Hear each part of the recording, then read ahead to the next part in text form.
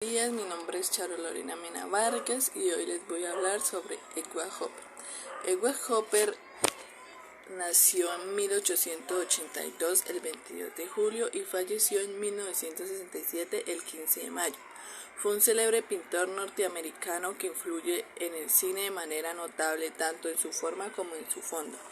Lo anterior se debe principalmente a la manera tan peculiar de utilizar la luz, pero también a sus composiciones, al cómodo que le brinda, a los objetos y a las personas en los espacios y a las actividades de sus personajes y al uso peculiar del color. Bueno, vale la pena señalar que la relación entre Hopper y el cine es simbiótica y manifiesta una influencia mutua y no unidireccional. De hecho, pareciera que el estilo del artista es de Claudio. Alguna vez Joseph, su mujer, se reveló que Hopper salía en las noches a acudir al cine para buscar una buena inspiración. Bien se sabe que su famosa pintura Halcones de la noche, que fue creada en 1942, surgió del relato de Hemingway. No es casualidad que más tarde la versión cinematográfica Forajidos de Robert Siodamar en 1946, la cual terminaría siendo la gran influencia del cine negro. Utiliza este cuadro como punto de partida para sus secuencias. La mujer como una metáfora de alienación. El cuadro que ustedes ven arriba habla sobre las mujeres sonámbulas, diáfanas, con miradas que trascienden sus respectivos espacios físicos. Esta ha sido una de las obras que han desfilado de Hopper.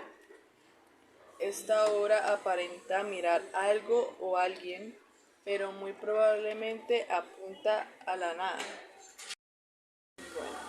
Algunos testigos de que podría ser en realidad lo único que existe, sugiriendo una calma desconexión de la realidad o quizá aludiendo al mal de posguerra.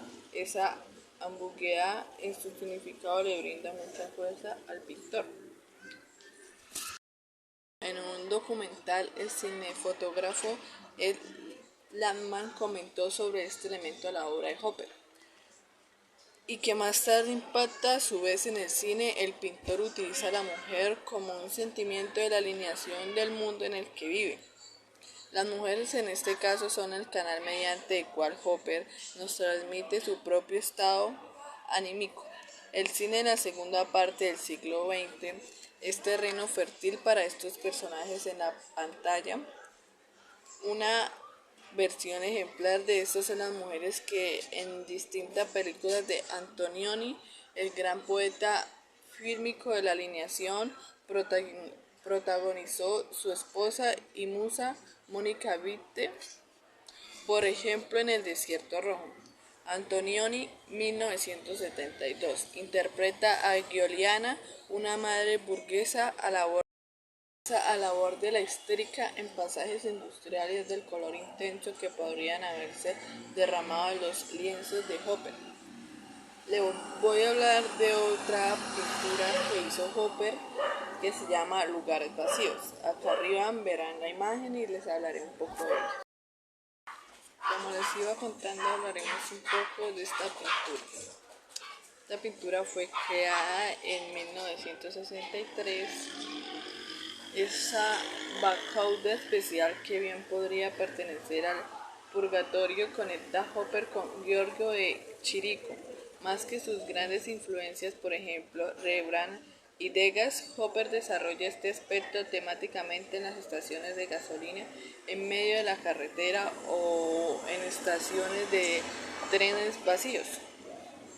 Un rasgo que parece haber influido notablemente a Wim Wenders y que es justo lo fascinante del director alemán por el sueño americano o por ese lado oscuro que se esconde tras él. Se traduce en una perspectiva fundamental para entender el pintor. Esta obra Esta obra fue creada en París, Texas, en 1984. Es una obra maestra en este sentido y parece extraída de una de las pinturas de Hopper. La impactante cinefotografía de Robert Muller completa el hechizo con saturados colores que le brindan homenaje al maestro.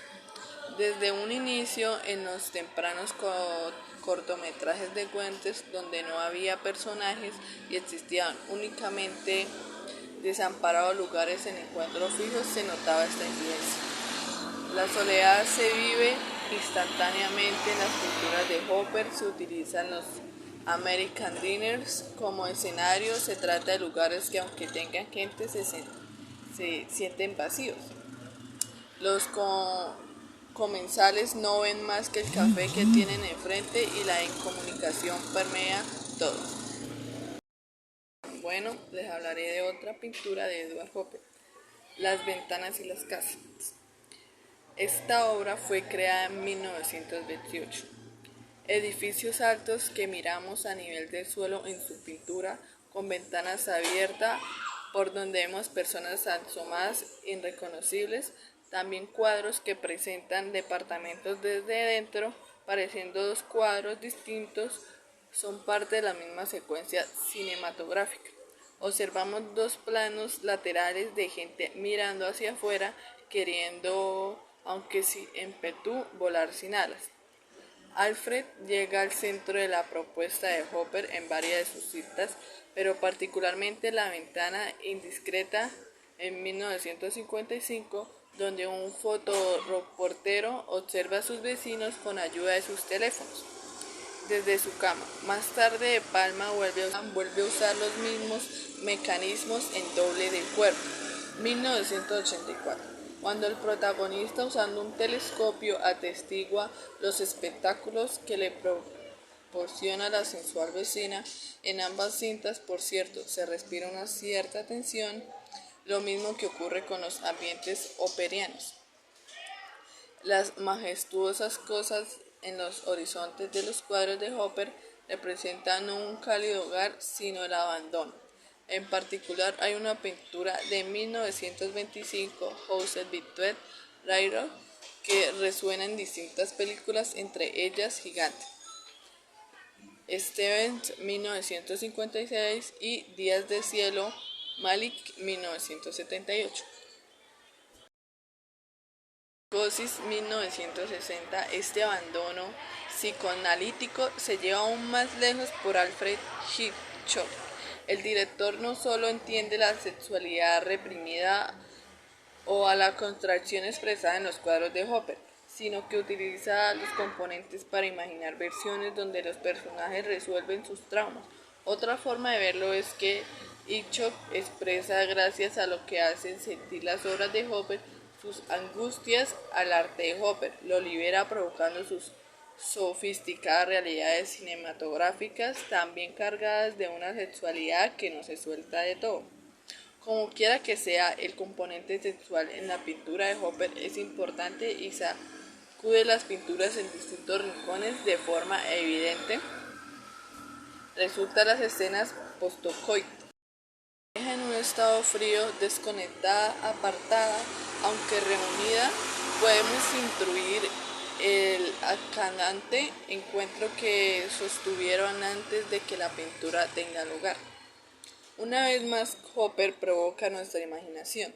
La separación obedece a una situación anormal o demasiado normal, quizás a un tercer personaje, no pintado, pero que está presente en la pizca de los personajes.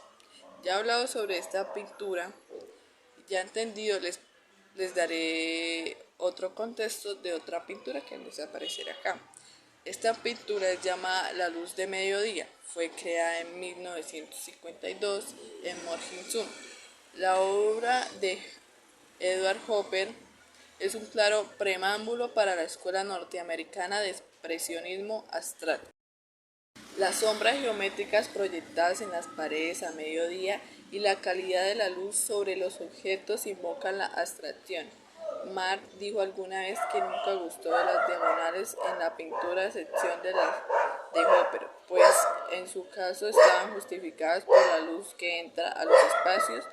Las diagonales a las que Rothko se refiere son sombras en la pared creadas a partir de luz, pero más allá de la justificación es la textura de Hopper logra con su técnica. Bueno, ya hablaba de estas pinturas, espero que le hayan gustado este contexto sobre Hopper y sobre sus obras más conocidas.